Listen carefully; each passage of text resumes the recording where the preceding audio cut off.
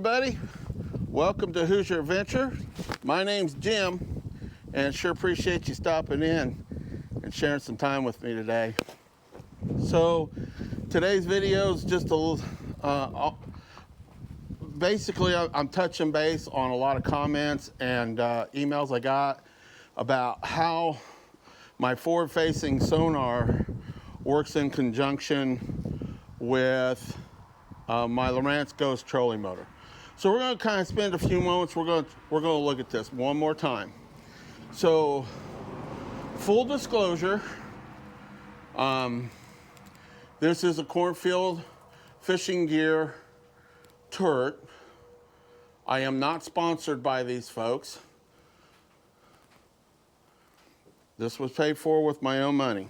Okay, so we have a wireless remote right here that allows this to move, okay? And basically it runs completely independent of the trolling motor. So let's turn some power on and we'll demonstrate how this works. Okay, so we're back. We've now got power to the unit. So using our remote, now that we have power, basically, whether I'm using the wireless pedal or this remote, I can turn my forward-facing sonar to even go clear back underneath the boat. And again, it can sweep all the way to there. It does hit a switch that doesn't allow it to interfere with the trolling motor shaft.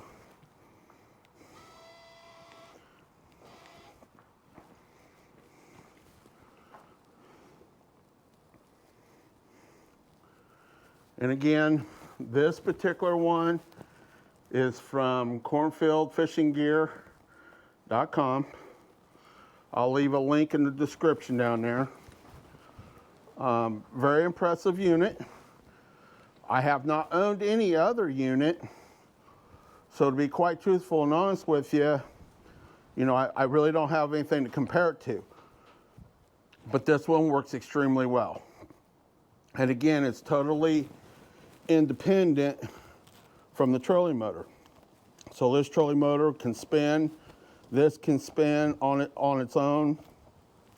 This can be in spot lock, and this can still maneuver around and scout for you if you want. So again, hopefully this will help clarify some of what we've been talking about.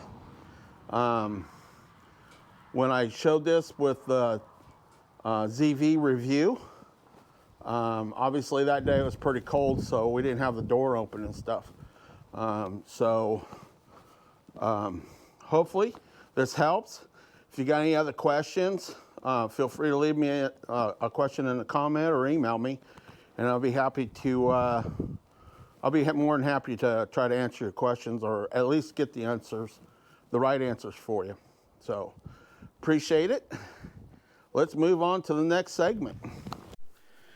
Hey guys, we're back inside now, and hopefully showing you guys how that Cornfield Crappie fishing gear turret works independently with my trolling motor and continues to allow me to sweep around, scout around, even in spot lock or even while, maybe trolling along or whatever. I can scout in multiple different directions while the trolling motor is functioning independently from it. So hopefully that helped. So, obviously I get a lot of questions about my thoughts on forward-facing sonar. Okay. Fishing has evolved in many, many different aspects. And some can be good, some can be bad, but it really boils down to the people and how you're using it.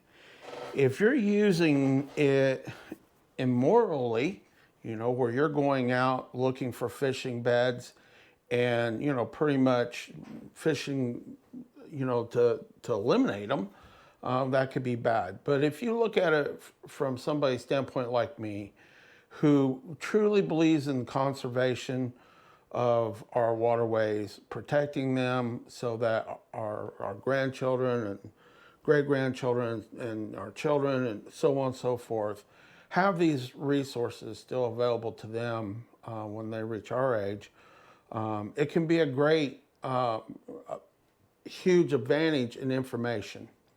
And that's how I use mine. Anybody that fishes with me will tell you that if I'm using forward-facing sonar, I am not using live bait. You know, I correlate all that information, and then adding live bait on top of it, it's just not something I feel comfortable doing. And if I'm out there fishing and, you know, I find, you know, fish that are, you know, on beds or whatever, I'm not looking to go out there and potentially do damage, you know, in that fashion. I don't think that, you know, if you're competing, as long as everybody is on the same, has the same equipment, then sure, why not, you know? But a lot of these competitions, you have guys that, you know, that can't afford this, and so it does kind of, you know, harm that side of fishing competition. So, you know, I'm kind of vague on things like this, but I, you know, also I want to be a good ambassador to the fishing sport. Fishing has given me truly a wonderful experience through my life and stuff, and I want it to be around for the kids and stuff. You know, hooks have evolved, fishing reels have evolved, you know, boats have evolved. I mean, who would have ever thought that, you know, your typical everyday person would be spending, you know, 25, 30, 40, 50, 60, 70, $80,000 for a boat. It just, you know, even, you know, like I'm trying to remember, my first bass boat was a sea nymph, and I think it was brand new, and I don't think it was much more than probably $6,500-$7,500. But back then, you know, in the late 80s, that was a lot of money. So everything evolves. I think it just comes down to all of us, you know, keeping our wits about us and understanding your daily limits. You know, here in Indiana, our daily limit, not every time you go out, but our daily limit on crappie is 25, and try to honor that. You know, we don't want to go out there and hurt or possibly even destroy our resources. So that's kind of my view on it. Hopefully, you know, it makes sense to people. But I really want to be a good ambassador to a wonderful sport that's given me so much in my life. And, you know, is one of the biggest reasons why I started this channel. So with that being said, I know that there's a handful of guys out there also that have hit me up that are just starting out tying jigs. So tonight, it's just going to be a really kind of a real easy jig. This is a 1/64 ounce jig, okay? Start with a little bit of glue on your hook shank. It's just going to help keep that thread locked down real good. And then you want to start here at the base, and then you just want to wrap back towards the hook point. And basically you're encapsulating this tail into that wrap, okay? And then when you get back here to the point, you just want to move it back forward, okay? So now that tail is locked in there, and the whole wrap is locked down with that glue that we laid down, okay? I look at the colors that I like to fish with, and obviously, you know, one of the colors that I like to fish with, especially going into spring, you know, is some vibrant colors that I think are going to work well with what we'll see in the spring as far as, you know, dirtier water and stuff. So this is a black marabou. So we're going to start with just a little bit of black marabou. And basically when you're putting this on there, you just want to kind of roll it in there on the hook shank, lightly do a couple wraps, secure it, okay? And then wrap back towards your hook point and then back towards your head. Again, I haven't been doing this long enough really to say I'm the right person to teach you. But a lot of guys ask me if I would, you know, do this, and obviously this is something that, you know, is important to me. So, and don't be afraid to just start, and if you make mistakes, well, you'll learn from them. We're going to mix this one just a little bit, so we got a little bit of black. And again, this is a marabou. So it's going to come in kind of a wad like this. And basically, you're just going to take one of the pieces off.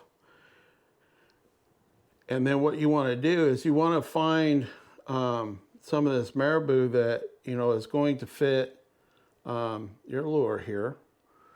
Now this particular jig doesn't require a whole lot, but I like to leave this portion as natural, the tail of the tip, as I possibly can.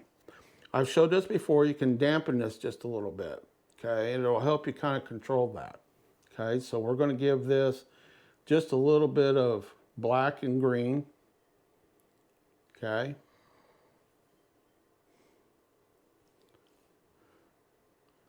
I'm not looking for a lot of green here. I want that black to kind of come through just a little bit. Something about like that.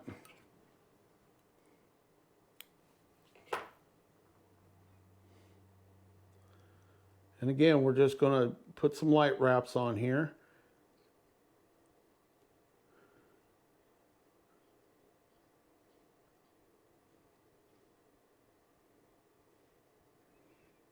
And then wrap back towards our head. Okay. Now this particular jig right here, I would probably put a little bit of flash to it. Not a lot. Too much is, I mean, on anything you can go too far with it. So I'm only looking at a couple pieces of flash in this scenario here, and I'm going to use a black and silver. And again, I'm just going to start it right here with some light wraps.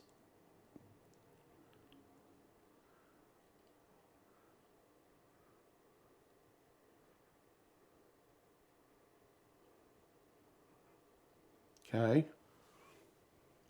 And this is a pretty simple jig right here. So you have to remember you're building your jig upside down. So when it's in the water, it's going to be inverted the other way. And this is what the fish is going to see right here. So now what I want to do, and again, everybody that ever watches the channel and knows me knows that I like a little bit of movement with every jig that I build. I think it improves your catchability with the fish. It provides certain movements, and then I like to just throw something very off the wall type color out there that gives the fish something to react to, basically. Now you can snip this off if you want. I do both, where I'll wrap it and kind of get it secure and then snip it back. But it might help you in the beginning, you know, just kind of get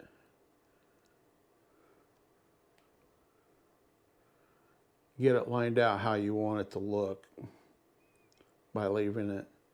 And then it, you know, when you get to a certain point, like right here, now I'm just going to snip this off. Okay, so we have a pretty good jig going right there. Okay, now there's many different styles of bodies. you know, and I don't think there's a wrong or right answer to bodies. You know, you can leave this just wrapped and maybe use something like a UV glue to harden this up. You don't necessarily need a body right there if you don't want it. You can use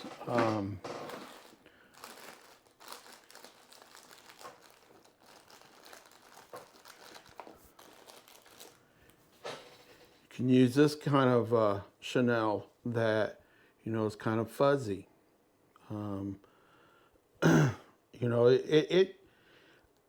sky's the limit. I mean, to be honest with you, the way I look at most of what I do and how I tie, it's just colors that have worked really, really well for me. And then combining them, I think your imagination you can kind of go wild with it. So I'll show you what this UV glue looks like. So basically on this one here, we're going to wrap this up and we're going to create a body using thread. Okay. So if you're just starting and you don't have, you know, a whole bunch of Chanel or whatever, you can kind of create your own look, your own kind of body. And basically, as I'm wrapping this, that's kind of what I'm doing. I want to give it some symmetrical to it. And then what I'm going to do is I'm going to come in here on this one and we're going to do a whip finish on it, and I'll show you why.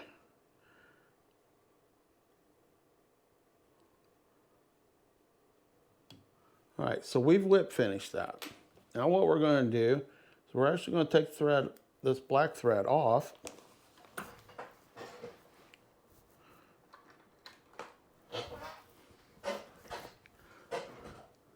Now we're going to come back with our short truce thread. And we're going to create a head for this. So you're wrapping it the same way. You got your tail, and you're wrapping your tail in there.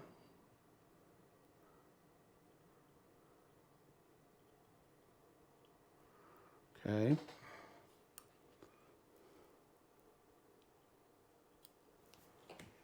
then we're going to wrap our head body.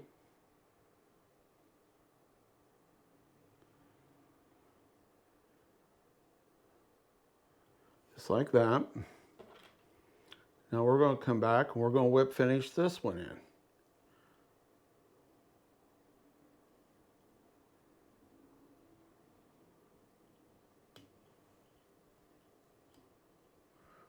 Snug that up real good. And what we're going to do is we're going to take this UV glue and basically we're going to create this body and we're going to seal it off with this glue.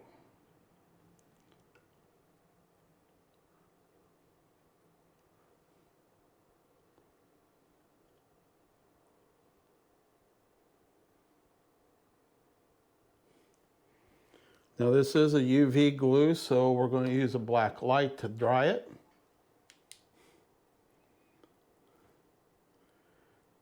And it's really going to give it that glowing appearance. So in low light, this particular jig is going to do really well in that low light situation. It's not going to shine like it does underneath the black light, but it's going to make it very noticeable.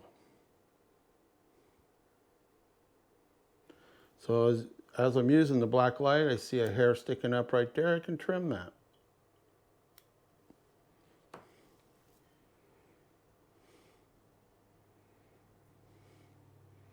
And trust me when I tell you guys, there's guys out there that are way, way more talented than I am.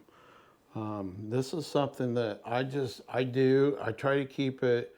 I do think outside of the box. I think a lot more than what a lot of guys do. But as you can see, This is a simple little jig that you can tie in just a few minutes. There's not a lot of cost to this jig. Probably you're talking cents when it comes to material and stuff. Obviously, you know, 1/64th ounce jig head doesn't cost a lot, but you can tie these up even in, you know, 1/32 ounce. You know, so 1/16th ounce. I mean, the sky's the limit, really. So here's what this jig. So this glue is a little tacky, but pretty much dry. But it's something simple. It's real easy. It's got some movement in it as it moves. You know, it's got a good color base. It's also got that flash in it. And this is something that you could really have fun with, maybe even under a slip bobber. As long as you got your depth proportionate to what your crappie, because remember, crappie feed up, and as long as you're proportionate in how much depth you got there, this would be a great little jig to have on there, especially in the spring. The water's a little dingy, a little, you know, milky color. A jig like this should work really well.